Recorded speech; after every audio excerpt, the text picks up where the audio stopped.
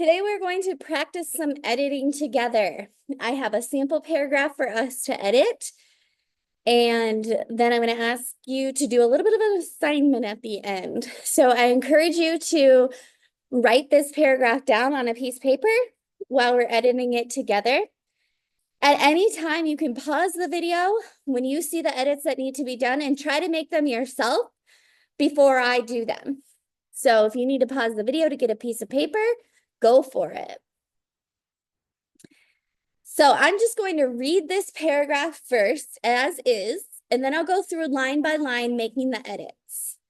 See what you can catch on your own before I share it with you. Yesterday, I seen a dog riding a skateboard down the street. It was wearing sunglasses like a little hat, like it was going to a doggy beach party. People was taking pictures and laughing so loud. Even the cat from next door peeked out the window looking confused. I think the dog might be famouser than me now.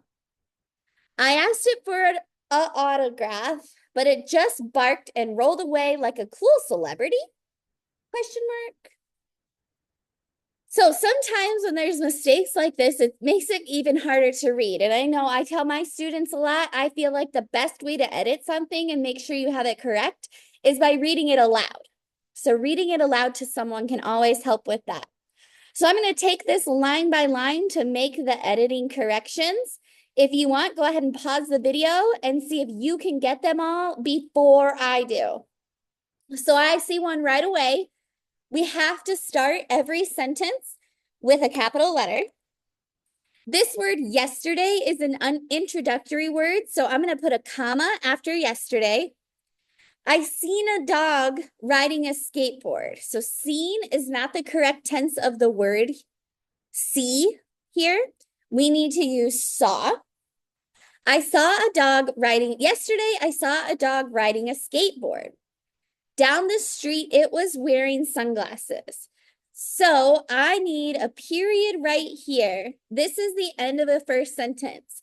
One clue that I see is this word it right here is a new subject. It's referring to the subject again. So I know it's starting a new sentence. There does not need to be an apostrophe right here just because an S is added on.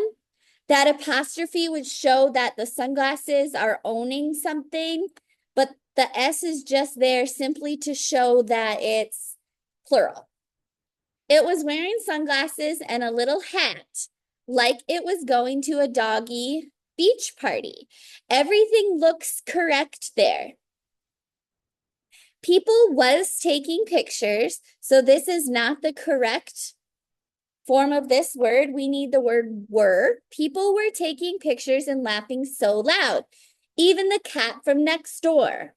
This word cat does not need to be capitalized. It's not the specific name of a cat. It's simply talking about a cat in general.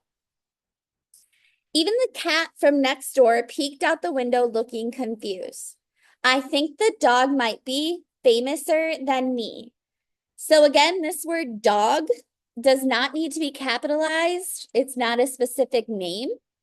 And we don't say famouser. We need to change that to it might be more famous than me. Now, I think the dog might be more famous than me now. I asked it for an autograph. So this word needs to be changed to an.